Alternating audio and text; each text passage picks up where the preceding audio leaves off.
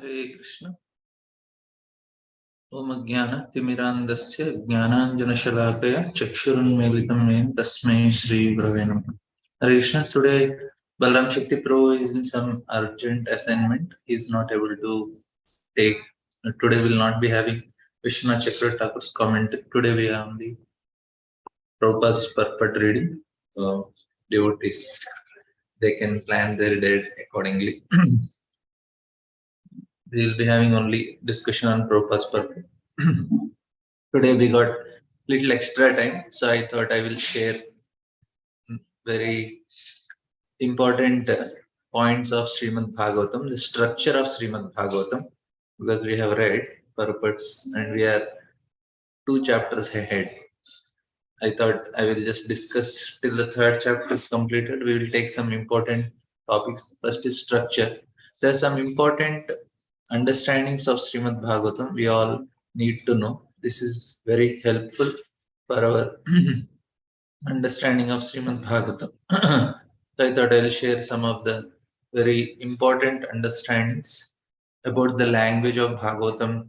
And we have discussed some of the fundamental things. What is absolute truth? It is Sarvatita, Sarvashraya, and Sarvachintya, and Sarva Ascharya Swabhava. These 4 aspects we have discussed. Sarvatita means it is transcendental. Sarvashraya means it contains everything, it is shelter of everything. And then we have discussed Sarva Achintya, it is absolutely inconceivable. And Sarva Ascharya Swabhava, it is completely amazing. These are the 4 characteristics of absolute truth. Now, this is how we understand Bhagavatam. Until we understand the cause of all causes, till that time we get the answers for this question, will not feel fulfilled in our heart and will not be able to feel the success of our life. This is not possible. So this subject, this is very important that we discuss about the absolute truth and what we are doing. And this is the subject of discussion of all Vedic literature. And Vyasdev is trying to convey this message. But he explains that only one who has understood the absolute truth, which has his nature, this nature of 4 fundamental things, he will be completely satisfied. Now, this to understand, only way to understand the absolute truth is through aprakrita vachana. We'll see what is this aprakrita vachana. The sound vibration that has nothing to do with matter. That is called aprakrita vachana. Prakrita is this word, and aprakrita is something which is beyond the matter. It is completely transcendental. So with this sound vibration only we can understand absolute truth. For us, we need to put ourselves in a completely dependence on the supreme truth. Then only we'll be able to understand. It is not manifested in any other way. And Krishna himself has to manifest because he is the absolute truth. And our sound vibration will not reach him. He need to be transcendental only. To understand, Krishna manifests himself through the meaning of Srimad Bhagavatam. And whole Tattva Sandarbha, he says that Srimad Bhagavatam is an instrument for understanding about absolute truth, supreme truth. And it is a sadhana, we need to do it regularly. And Nityam Bhagavata Sevaya, that is very important. When this is manifested, now Srimad Bhagavatam, we have discussed this also, how it has a very special place in Gaudiya Vaishnava Sampradaya. How in other Sampradayas we have Ramayana, Divya Prabandhas in Sri Sampradaya, they have Vishnu Purana also. Madhu Sampradaya, they have Mahabharata. And there are other Sampradayas where they give emphasis on different books for understanding the absolute truth. And even the Vallabh Sampradaya has Srimad Bhagavatam. These are the 2 Sampradayas we have Srimad Bhagavatam, but they have little different understandings. Now, there are almost more than 60 commentaries on Srimad Bhagavatam. Actually, 5th chapter is a very, very important chapter because it tells the reason for the appearance of Bhagavatam. 4th chapter told what is the cause of dissatisfaction. But fifth chapter is telling is a very very important. Second chapter and fifth chapter are very important because fifth chapter is going to tell us what exactly is Bhagavatam, why it is meant for us, and why it is so important for us. That is the reason we need to know, and we need to understand that study of Srimad Bhagavatam, it is a sadhana for us. And now there are difficulties in understanding Bhagavatam. First is with the language. There are three languages in Srimad Bhagavatam. It is of course written in Sanskrit, but there are the language has different ways. First is Samadhi Bhasha. Now Samadhi Bhasha is now here in this chapter of first canto, we'll see Vyasdev was in trance. Then only he could understand that he is going through problem. If what happens with people is two reasons is first is because we are very minute, we have to work for others, then only we'll be satisfied. Satisfaction we discussed yesterday also. Three things need to be done to be satisfied. The activity should be constant. Second is the activity should be for others, and third thing is we need to put our heart into doing the activities. Then only we can experience complete happiness. Complete happiness, three aspects. One is it should be continuous, it should be for others, and we need to put our heart. Generally if it is for others we may not put our heart, and it may not be continuous with for others and heart. And Vyasdev did all these things and still he is not happy. Of course the reasons Narduma is going to tell. One is like he did not address the soul, he has addressed the body and mind. And second thing is he did not sufficiently repeated about bhakti. Anyway, that we'll discuss when it comes.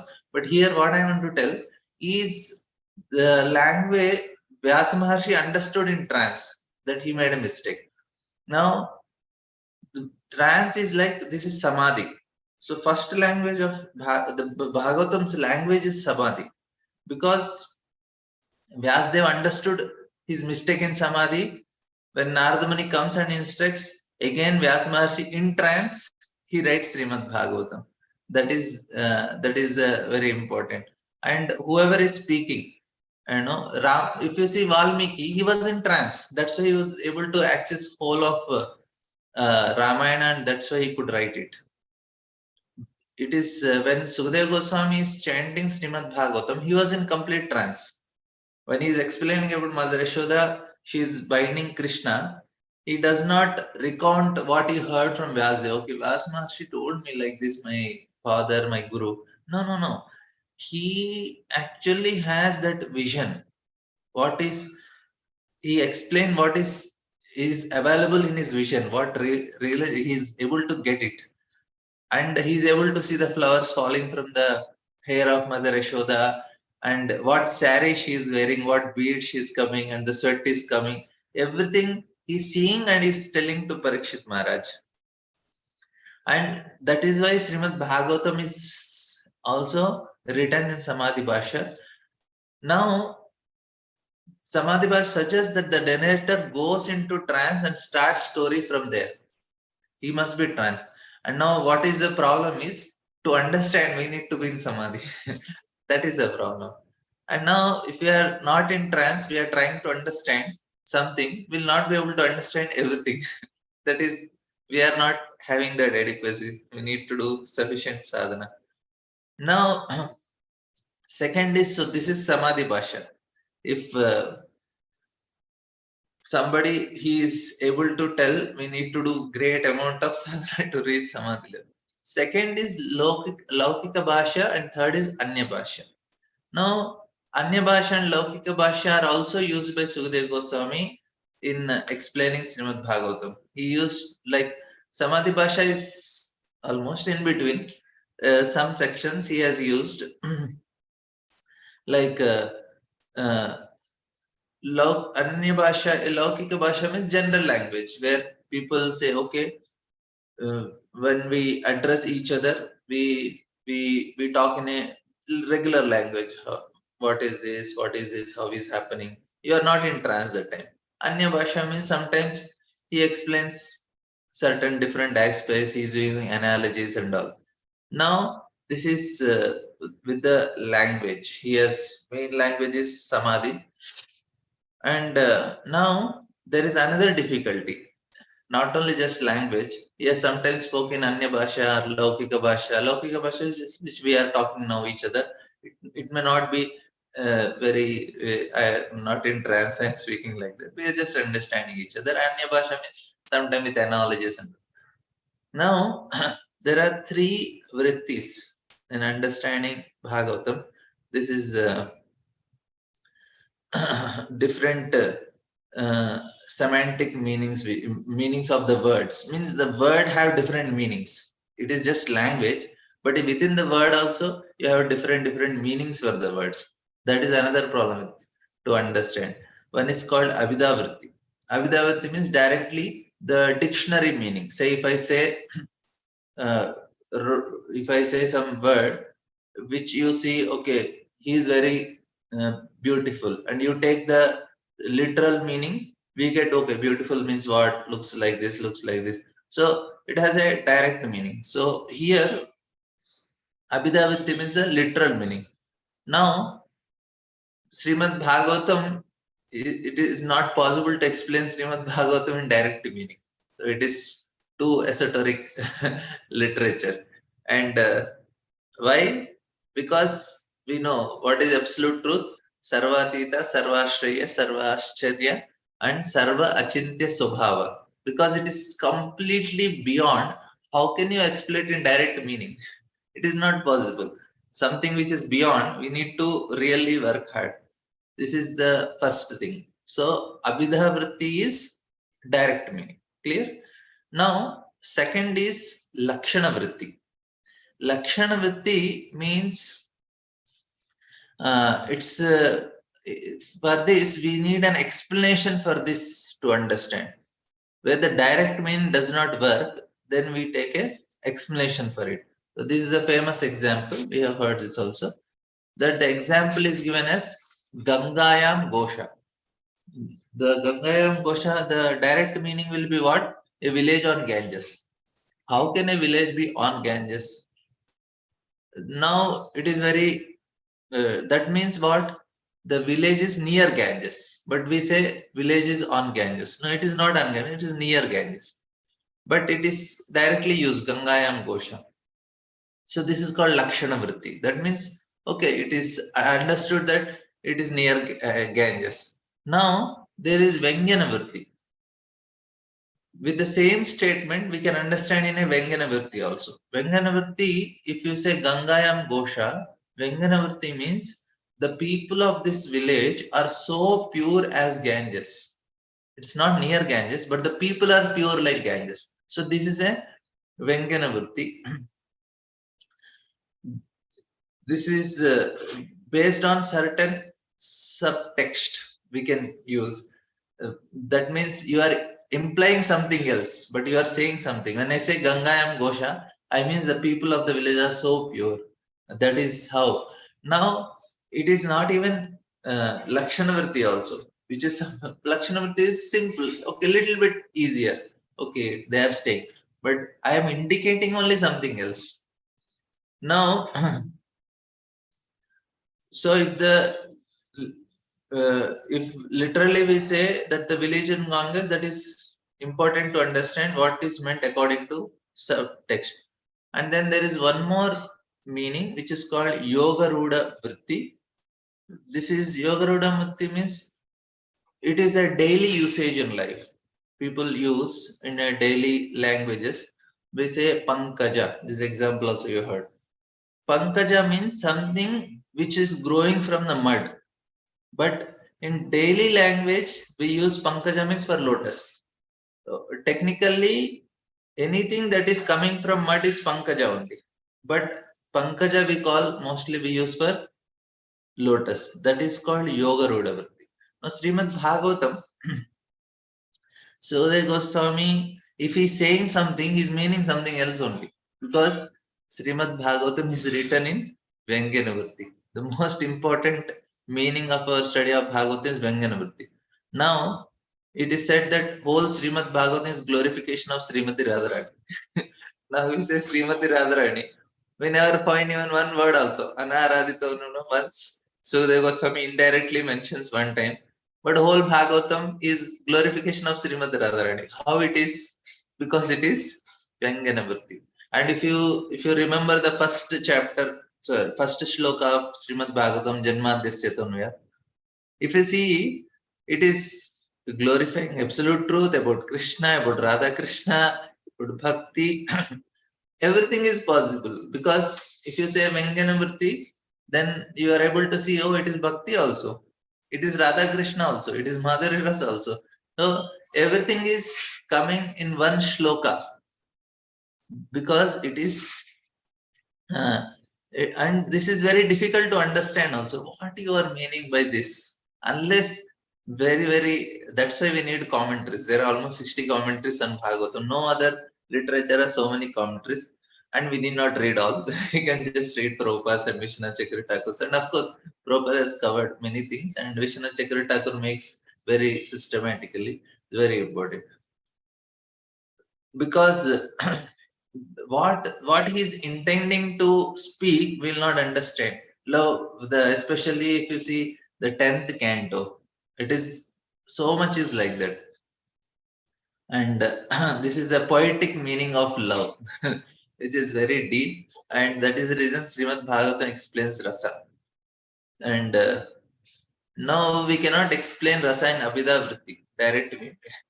It is not possible only if there is it can be understood indirectly. Oh, when like an example I heard, when the child is very upset with mother, and mother says come for lunch, child says I am not hungry. Now if you say direct meaning, I am not hungry, I am not hungry means what? Okay, he is not hungry. Now second meaning we can take is, oh, he is little upset. But you can have one more meaning. He is not hungry means he is hungry for love for mother. So you want mother to come, pacify him, give him 2 3 kisses, and put him in the lap and make him eat. Now this is called Vyanganavritti. If he's saying I don't want, means there are so many else, something else is also indicated. So because it is rasa between mother and child, mother can understand if he says I don't want means what he wants.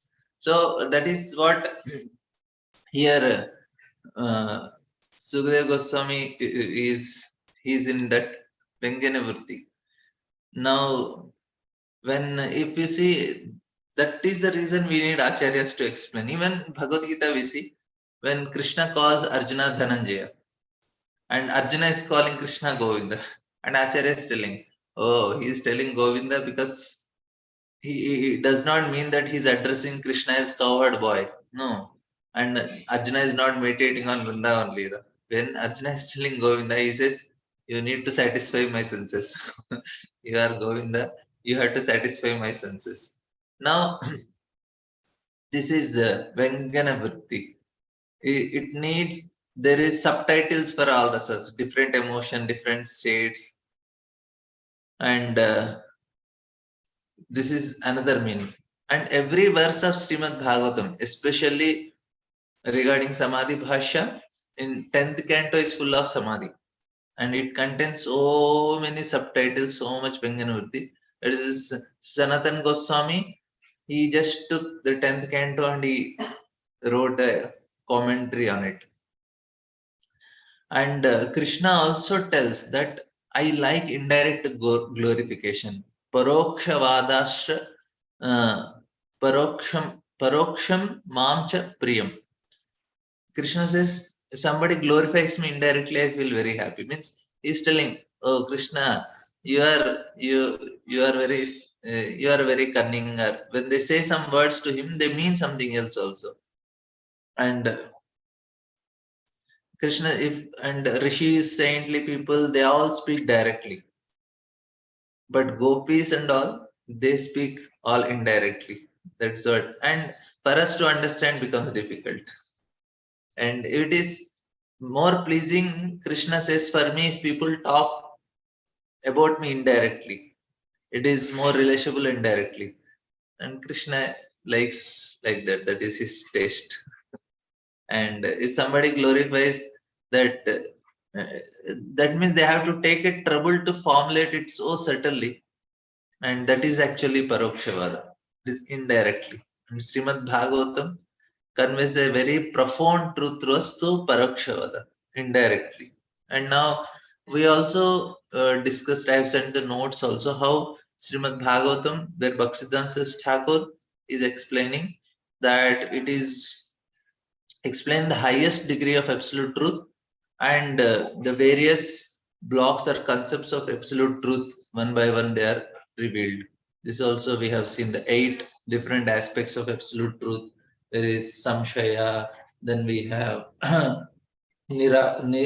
nastika, then nirguna, then we have the next understanding of absolute truth as kliba, purusha without energies, purusha with energies, then mithuna, that means God with his counterpart Lakshmi Devi, and then the highest is Parakiya, right? So we have discussed this. Now I thought today I'll just take one more revision of all the 10 topics, and this is very important that we understand this in more detail. I thought we'll just do a revision, and also I'll try to add some more points which will help us to know the structure of Srimad Bhagavatam, which is very helpful by knowing overall. Now, till fourth chapter, it was easy to understand. First chapter is question and answers after explaining first 3 shlokas. If you separate, then first chapter is about questions, 6 questions, and second chapter is the theory part, which is the most essential chapter of whole Bhagavatam, which is explaining the how a person will be completely satisfied, what is the highest dharma, and how bhakti need to be performed, how a person can attain bhakti and attain the highest perfection. And third chapter is like a trailer telling all the pastimes in the list, which are going to be elaborated from the rest of Bhagavatam, and including the incarnation of Srimad Bhagavatam. When this is told, then the sage is immediately asked, okay, how did Bhagavatam appear? And why, what, when, as they wrote, Parikshit Maharaj, Sukadeva Goswami, everything. And then fourth chapter is also very simple to understand, where the first section is glorifying Sukadeva Goswami and Parikshit Maharaj. And then the second section of the fourth chapter, it is telling about Vyasa Maharshi after doing so much work, Nirvalika, and he's also, the qualifications are, he is so much thinking of the welfare of all living entities. In spite of that, and doing it in a proper way, he's not completely satisfied. Of course, some dissatisfaction is remaining in him. This is like when some people they don't want to think about their dissatisfaction. That's why they're very busy. Why people run in all direction? Because they don't want to remember this, that we are dissatisfied. They want to, they come keep them so busy. Whole city, everybody is running, because if you stop them and make them think, it is so discouraging for life for them. That is the reason they try to hide themselves in television, internet, and with some other habits or some games, sports, and completely want to be busy. Especially they don't want to think about purpose of life and the dissatisfaction which they feel. Gemini Rishi is the most intelligent of all Vyas Maharshi's disciples. He is the who wrote Karma Mimamsa. He tells the one of the thesis he writes that any object which has parts is not meant for itself. Say this laptop. Now this laptop is made of many parts. Because this laptop is made of many parts, keyboard, so many things are there, instruments in this. Because it is made of many parts, it is not meant for itself. It is meant to serve somebody. Because it is made of parts, that means somebody made it. It cannot on its own. Somebody assembled. If it is assembled, that means there is somebody who is assembling, and he has some particular purpose in doing it. Similarly, if we are also made of many parts. We have hands, legs. We can exist without some of the parts. That means we are all assembled. So these parts are all assembled and we are made. So we are all made in this way. That implies that somebody made. If somebody makes, he has some purpose for it. Without knowing that purpose, we try to live. We'll be completely unhappy. That is what he says. We need to know who made it, for what purpose. Without knowing it, we just run. At the end of the day, the life ends and person is completely happy. We are also parts. Part can be happy. Prabhupada says if it is completely connected to the complete whole. Om Purnamada Purnamidam Purnat Purnamudachyate Purnasya Purnamadhaya Purnameva Vishishyate. We will become Purna when we are with the complete whole. That is also another reason we are dissatisfied, because we are not connected. And something, why we are not Purna, what is the proof? The proof that we are sitting in the class. We need something else to complete ourselves. That is the reason people have to work. If I am complete, I don't need anything. I need not to work. I am working or I am doing something proves that I am not complete.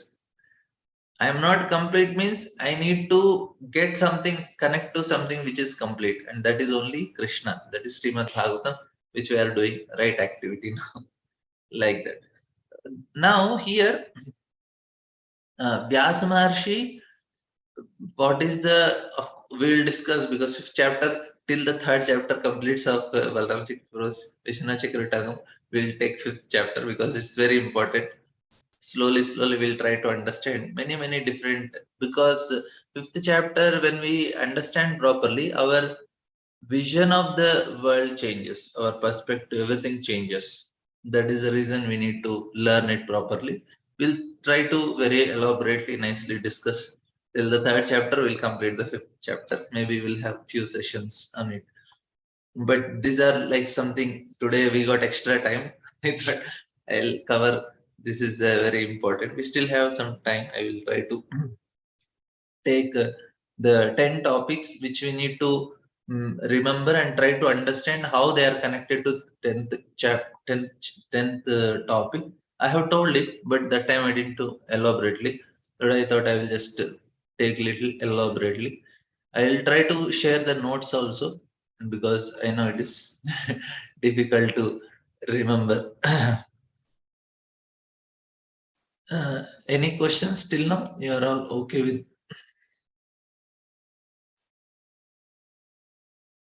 Okay.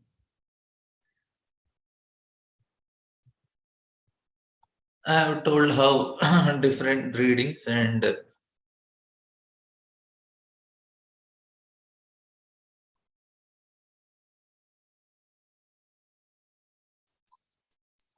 I will take the. I have some notes. I will try to share that. Now there is one more important.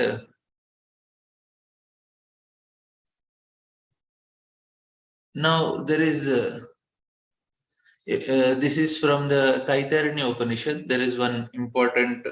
I think this is, yeah, about absolute truth. There is Yatovai imani bhutani jayante. This is a very important shloka from the Upanishads. It is very important to understand the methodology of Srimad Bhagavatam. Sudhir Goswami is talking about here the 10 topics to make us, help us understand Bhagavatam. Now he's telling the 10th topic is Ashraya, sorry. Yeah, I'll share the notes. Ashraya explains the 9 topics of Bhagavatam are meant to explain. Now, what is this Ashraya? So, this is from Taittiriya Upanishad. Ashraya is something yatovai imani bhutani jayante. And this is what is Ashraya. Ashraya has 3 aspects. Yataha, Yena, Yasmin. These 3 things are called Ashraya. Yataha means is a function of creation. It is a refuge, it is a creation. Everything we see around, everything that exists come from Ashraya. That is, it is Yataha. Now, Yataha means source of everything. It should be, so if you are calling something Ashraya, it should have three aspects in it. Three main function of Ashraya. You are saying this is Ashraya means everything should come from it. That is Yataha function. Everything should be coming from it. And then Yena means, okay, Ashraya means everything is coming from it. Ashraya also means Yena. Yena means by which, with the help of whom everything is supported. Now you created, you need to support also. Na? So that means everything is resting on him. And then the third function is Yasmin means everything also maintained by him. You're resting on him, creation is also him, resting also him, maintenance also him. So all the three things, this is called Ashraya, on which everything rests, on which everything is, it goes back to him also. Created by him, goes back to him, resting on him, maintained by him. If three functions are there, then only it is Ashraya. Nobody can give Ashraya, only Krishna can give. Now, therefore, Ashraya is not available to us. We cannot know our source. We cannot know the all-pervading truth, and we do not know where we will go. It is not possible. But there are special techniques to understand. What is the technique? Srimad Bhagavatam shows that to understand this technique, we have 9 other topics. Then you will understand this Ashraya. That is how it is. And then there are 9 themes that are, they are the techniques to understand our Ashraya, the 10th topic, that is Krishna. That is the reason we need to uh, learn these 9 topics very nicely. And it starts now, whatever we are doing, we are trying to understand it. And another important is the absolute truth will only be the uh, reflection of our experience. We'll be realizing more and more the absolute truth that will be revealed. It is not just something our mental exercise, it's a revelation. Now, the two ways that are understood, Shruthena Arthena. This is also explained in Bhagavatam only. The shloka says that there are two ways to describe the absolute truth. Of course, understanding is through 9 topics. The description is done in 2 ways, Shruthena and Arthena. Shrutena Anjasa Charjena. This Shrutena means direct prayers. Now, if you take Bhagavatam, so many prayers are there. You may sometimes feel, why so many prayers? But that is the only way to understand absolute truth. That's why we have so many prayers. Now prayers have not started. From say 7th little bit, 8th onwards the prayer starts. 8th Kunti Maharani prayers. Then again Bhishadev prayers. And then there will be Narada Muni explanations. And of course, first canto less, from second canto onwards, everywhere prayers after prayers after prayers. Because we cannot understand absolute truth. Somebody who has realized, they are speaking. The prayers are their understanding of absolute truth. By hearing them, we may get some glimpse of it. That is how. And then Arthena means various stories, meanings and all stories that is there given in Bhagavatam. This is the way to understand Ashraya. That is 2 ways. Now,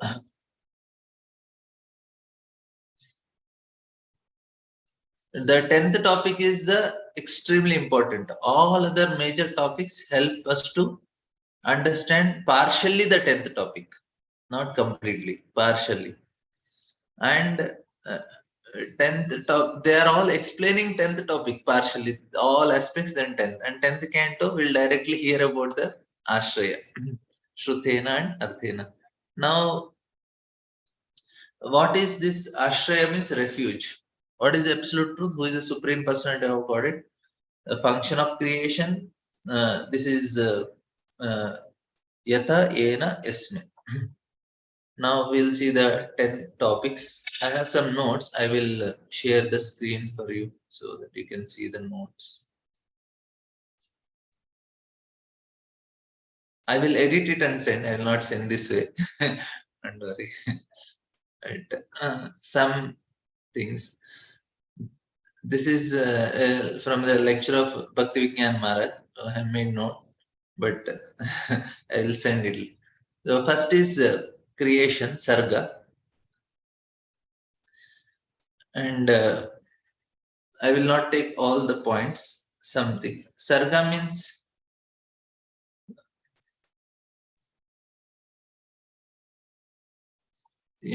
Sarga means the initial creation of the Supreme Lord.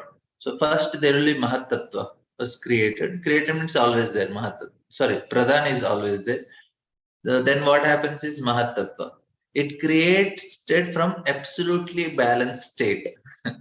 And what happens is Pradhan is balanced. Pradhan is actually balanced state. But Mahatattva makes it imbalanced. From Mahatattva, everything starts imbalanced. The whole material creation is imbalanced. To make something balanced in this world is very difficult. We cannot anything balanced because the whole creation is only imbalanced. So Mahatattva is the first absolutely sattvic element. It is very pure. And then comes Sutra Tattva, dynamic state. So here imbalance started. So the tattva is essentially prana, the life force of this creation. We have 5 pranas: prana, apana, udhana, vyana, samana. They're all pranas. Now, when the soul is in the body means because of prana. Prana is not just the the air we are taking, that is prana. Then there is samana, udhana, and all vayus. So the soul balances within these 5 airs. And when we say soul lives means we say prana is living. Prana is basically these airs are living. So then there is no balance. That is the reason people do pranayama to balance these airs. If pranayama we do, we can balance the airs. Imbalance in the air is the cause of all diseases. Like say if somebody has paralysis, paralysis means what? The prana is not entering into that part of the body. That's why it cannot move. But prana is very active. What happens is prana becomes weak as the age progresses. That's why people have this problem with the knee joint pains and arthritis and all these things, is because of the imbalance in prana. When we study a map of a country, there is political map, there is geographical map, then there is maps which explain terrains, which explains about the mountains and all. Now, same thing can be studied in different ways. Similarly, our body also can be studied in this way. All these elements, the Mahatattva is our Chitta, and Sutra Tattva is all this Prana. So, we also have all the things which are there in the original creation. We are all made of that only. Then there is Ahankara Tattva. So, yesterday, Prabhuji explained that Bhumi Rapo Nalo Vayur Kham Mano Buddhirevacha Ahankara. So here Ahankara is now when Ahankara starts, everything starts from them. So Ahankara in goodness is mind, Ahankara in passion is intelligence, Ahankara in ignorance is all other 5 elements which our body is made of. So we have Mahatattva, then we have Sutra Tattva. Sutra Tattva is essentially prana. Then there is Ahankara Tattva, false ego, and this false ego, when it appears, this in content of will read in detail in second and third canto. Just telling, I am just speaking so that you'll remember some words which will help you. You can memorize. I'll send the notes also. And now, how it is connected to the 10th topic, I'll explain later. How it is representing Ashraya. First, we'll go through all the 10 topics. Then we will try to, based on the time, we'll try to discuss. And whenever we get some extra days like this, we'll try to cover it up. we'll try to take such topics which are very, very, very helpful for us. Overall, the structure of Bhagavatam. Next else is Visarga. Visarga is secondary creation where Brahma starts creating. So he has all these ingredients and how these blocks of creations come together. Now, what happens is, like, we have all vegetables, we have cereals, and we have all the rice grains, everything. And then Mataji will come, she cooks everything and makes nice menu. Similarly, Brahma is also taking all the ingredients and is creating. So he creates all these five types of ignorance and everything. That is all the creation. Now, this Mahatattva is Chitta, and our body Sutratattva is the 10 pranas, and Ahankar Tattva is the element. So, this is the main thing which Brahma utilizes them and he starts creating.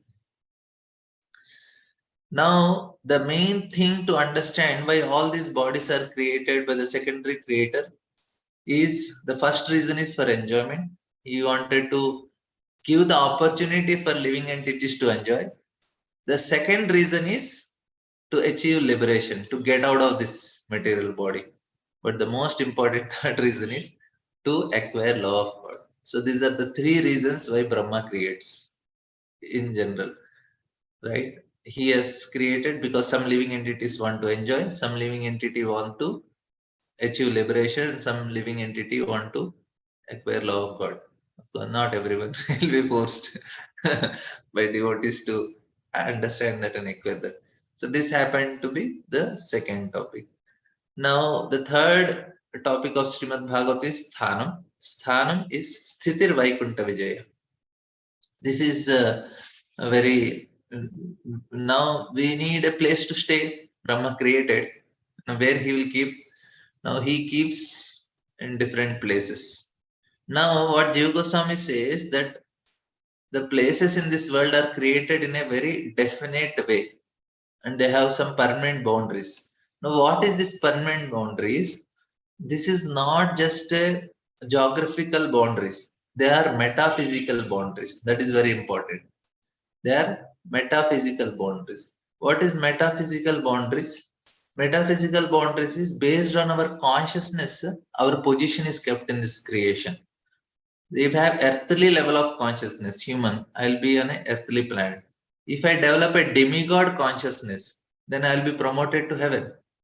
If I cultivate some other level of conscious, my position in this creation is based on my consciousness. Different positions I can acquire. If I acquire the highest level of consciousness, that of Vaikuntha Loka, then I'll be promoted there. Because my position is based on, then I am not fit for this material world only. I am out of this world because my consciousness is not suiting any of these places in this material world like that. This is it is not, it is a metaphysical bond. It's clear. So universe is such a way that the people can fulfill their desires to enjoy in certain way. At the same time, they can get confused and eventually try to seek liberation or try to practice devotional service. So, and another important thing is, the one who maintains this world is more important than one who has created and who has destroyed. That is Lord Vishnu. That is also another thing. Now the third meaning. Of course, there are different meanings of this word. Vishwanath Chakravarti Thakur explains. We will, when Prabhuji is explaining, he will give. Maybe some other time, after 3-4 months, we will do again revision. I'll explain more detail all these things. Whatever you are seeing here, I will not go because I wanted to complete some topic of 15. And the third meaning of Vaikuntha Vijaya is the destruction of suffering of sainted beings. The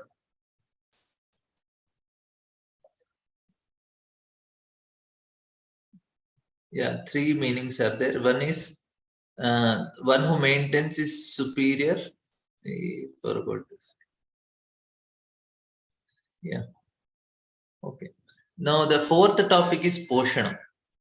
Poshanam means Tad Anugraha, by the mercy of Lord. We need to understand how we exist in the world. So we all exist by grace of Lord. It's not and life is sustenance by the grace of Lord. The very cause, the essence of the sustenance Our existence is Lord only. To understand this, we need to know anything. This is Poshanam. I am in direct contact with the mercy of Lord, understanding that I am supported by His mercy. That is called fourth topic, Poshanam. Okay. And then we have the fifth topic. This is Uti. Uti is Karma Vasana. This is very important. Karma Vasana means it's actually impetus for our activities. Okay, first thing, first creation happened, second creation, Brahma created all living entities with ignorance. Then the third creation is he gave the place to stay, and then he is maintaining. Now what we will do now something that is our activities. What is our activities based on? This is called Uti. So it's an internal impetus for activities. What forces me? No, these are all karma vasanas. The past impressions, the sanskaras from the past will force me to act in a certain way. And Sukhdev Goswami is telling that the the imprints of impressions in our mind is called vasana. These are karma vasanas. Okay, and Uti means we have to be very careful. So okay, then we'll see the sixth topic. Of course, so many details are there. Maybe some other time. And because I want to tell how these topics are connected to the 10th topic also. We'll see based on the time. This is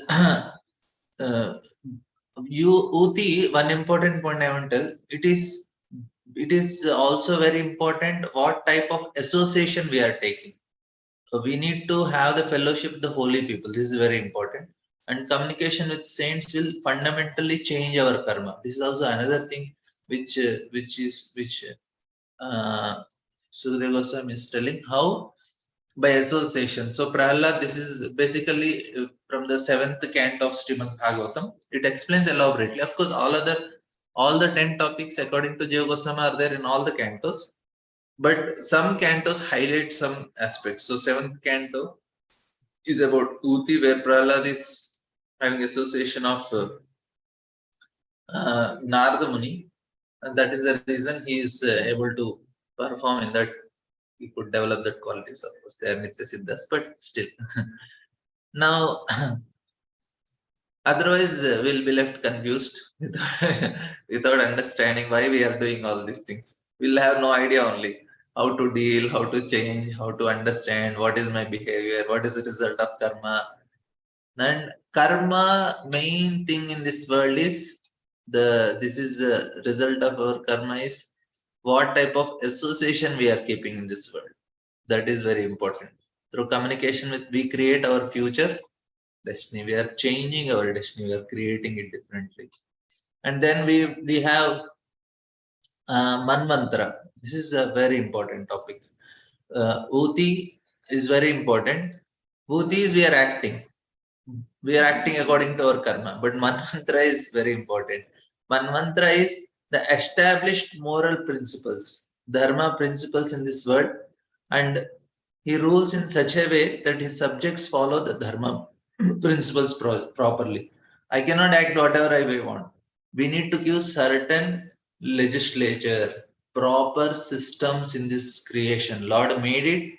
Lord gave a place to stay. He is maintaining us, and we have some impetus to work. But wait a minute, don't work whatever you want. I'm creating some rules. You work according to the rules. Just don't do whatever you want. Why? That is also very important. Because by acting the way we want, we'll be continuously caught up. The three purposes for this creation is for enjoyment, for liberation, for bhakti. For three things we need to follow the rules. That is what it is. And Manu is who establishes dharma. All the Manu Samhita is there. People try to burn it and all. But it is ridiculous. They are not understanding what it is. It's not any criticizing anything or not. Anyway, that is a different topic. But they are the founders of law, and they must a law must understand that they are representative of the universal powerful plan. I already told in the beginning that see we are made of parts. Parts means what? Somebody is making us. If somebody is making us, he has some plan, he has some purpose. So universal powerful plan is there.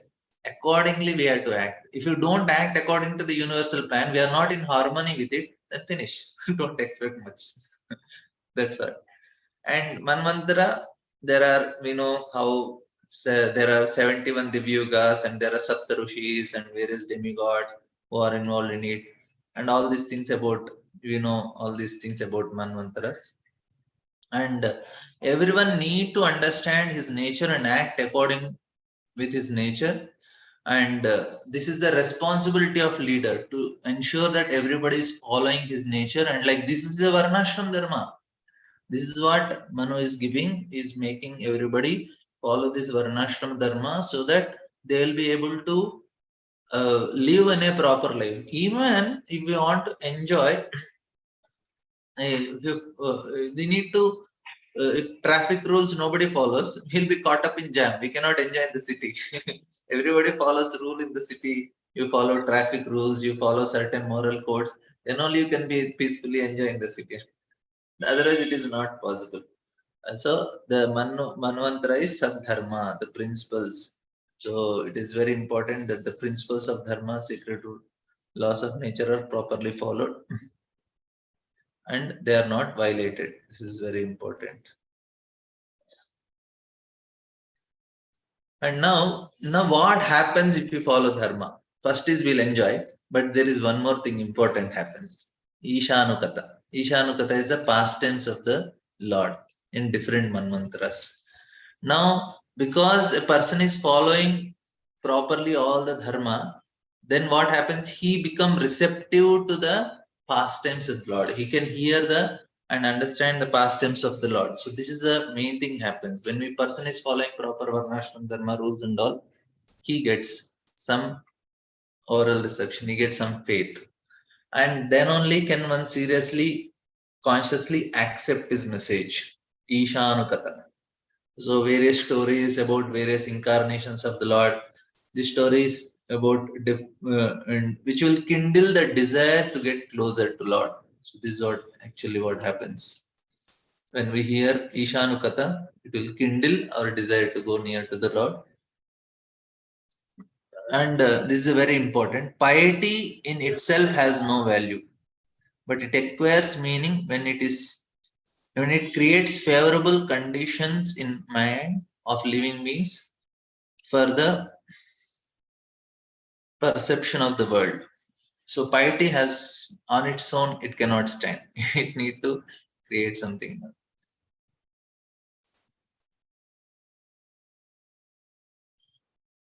Yeah. Sukriti will come. Without Sukriti, we cannot do. What happens is a person following Varnashrama, following all dharma, he will acquire faith in the Shastras and slowly start hearing and he will develop appreciation. That appreciation will generate him Sukriti. Sukriti comes before that appreciation is also there. We need to appreciate. When he's hearing, he will appreciate, oh, Prahlad is so nice. He's a good boy. That's all. He got Sukriti. He hears some pastimes and some stories in the past. And he appreciates Hanuman, he appreciates Vibhishan, he appreciates Vaishnavas, they will acquire Sukriti. And therefore, Srimad Bhagavatam explains such detail the different stories of different reincarnations in order to increase the desire in the heart of sentient beings. This is actually what happens. So this is an elaborate description is given because of and now Ashraya is not understood by ordinary methods. This is the only method we will be able to understand. We have to go through all the 10 topics, understand them properly. The 10 topics, the 9 topics are explain different aspects of the Ashraya. By knowing it, we'll understand which is Sarva Ashraya, Sarva Chintya, Sarva Chintya Swabhava, Sarvatita, all this absolute truth which is inconceivable, which is written in Samadhi Bhasha, it is Vyangana Vritti, and this is very much possible only when we go through all these 9 topics in this systematic way, and the absolute truth is revealed. It is not, and it is completely in Samadhi Bhasha. So such a complicated thing It is not so easy just reading and attending 7 day Bhagavad Saptah and Bhagavatam. No, you cannot understand like that. It is not 7 day Bhagavad Saptah will understand, because first is the Bhasha is Samadhi Bhasha and it is also in Vyangya Nivritti. It is so indirect meaning, not direct meanings. And then the absolute truth itself is Sarvatita, Sarvashcharya, Sarvachintya, and all this. And apart from that, the ashraya itself is such a how something which is uh, which is the cause of us, which is sustaining us, which when destroyed everything goes into is and maintaining us, that this is what is ashraya. So yata ena yasmin. Oh, with such a complicated with language and with meaning and with samadhi bhasha, it is, that's why it is very difficult. Yeah, 9 topics are, yes, prerequisite for 10th topic. Yeah, Prabhupada, that's he 10th can't also he gives so much philosophy. He knows people cannot understand directly. That's why he has very nicely given the philosophy, and then he did. Uh, yes, Mataji. Prabhuji, also it is mentioned that every canto has the topics of other cantos also. Like first canto has some topics of uh, Uti also and Manvantara also, or the third canto has the topic of Nirodha also and other topics also. So how can I understand this philosophy that the other 9 cantos have some topics of other cantos also? It is there, Mataji. Actually, Jiva Goswami says this. This is the play. Jiva Goswami very categorically states that all the 10 themes are included in all cantos. So he gives the example of seventh canto. You asked the question at the right time. Krishna inspired you. Yes, sincerity. So the seventh canto, he gives explanation. Generally, it is told Uti, it is the main theme of 7. But if you see in Hiranyakashipu nursing the story, appearance of nursing there is Sarga, appearance of this world is Thanam. His appearance, which where he appeared, it is called is Thanam. And bestowing grace on Prahalad is Poshanam. And Nirodha is he destroyed Hiranyakashipu. And in that way, he gave Mukti also to Hiranyakashipu. And the whole story is Ishanukata. So he Ah, says that you are getting all the topics in the seventh canto. Like that, all cantos have all the topics. But in general, some cantos they are highlighting one aspect. The Uti aspect is highlighted, and like that. okay, okay. Also, Prabhuji, when we are hearing His Grace Balram Shakti Prabhu, he has his own blend of teaching Bhagavatam, and you have your own blend, and both these blends are very relishable. So he has his style, and you have your style, and both the styles are relishable. And I hear both. I hear His Grace Balram Shakti Prabhu also, and I hear your also, because yours is more of like what what straightly hits the heart, that yes, okay, this has to be done. And many times I see that yours is more of an application part, though His Grace Balram Shakti Prabhu's application, we have to apply a little teeny brains to understand, okay, where will I apply this? But yours, it will be straight, okay, we have to apply like this in our life, we have to apply like this in our life. So both your lectures are, Prabhuji, both very relishable, very relishable. I think uh, our whole life aim has changed after 1st of January, hearing both the classes actually. Thank you. I what happens, Mataji, Balram Shakti Purana, that is very important to read like that. That gives us so much faith in the Shastras. That Yes, means one yes, word also he does not take here, there. We are yes, reading line by line, understanding everything. yes.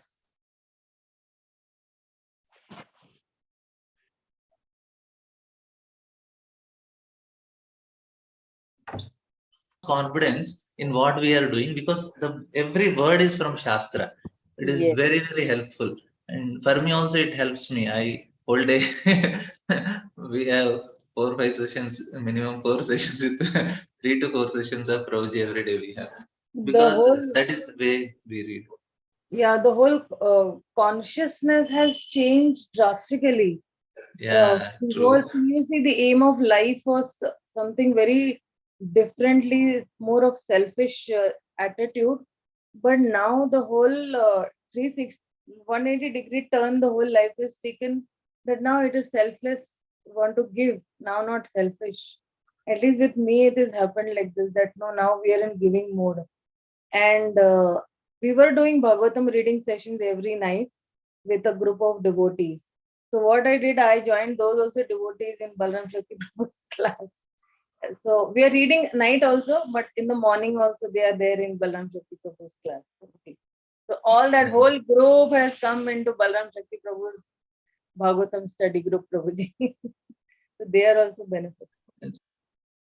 Yeah. For me also, after starting discussions with Balram Shakti Pro, for me also many things change.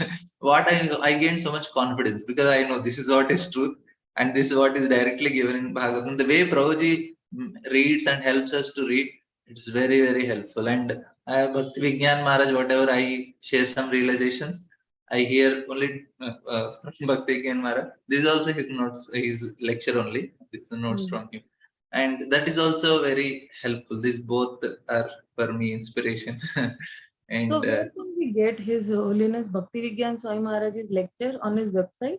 He has a website. there. Then YouTube it is there, and yeah, April 1st to 5th, Maharaj is taking Vrindavan Yatra. So Oh, anybody interested, they can write to me. we can. Okay, So okay. this is a very Maharaj also so deep and so nice. You can, their lectures are there and YouTube. Somebody is interested, they can hear them. Very, very helpful. Whatever I speak, many of my things, I think I do from Balram Shakti Pros and Bhakti Maharaj, and my thing little bit. I try to Because I had means heard in Mayapur 2, 3 of his lectures and I was so impressed. And then I went around hunting that, I want to hear this Maharaj's lecture only from now onwards. I'm very inspired and, I was straight, he's little lion guru sort of. But, no, no, Mataji, very soft, very sweet. I Not had like I, Guru.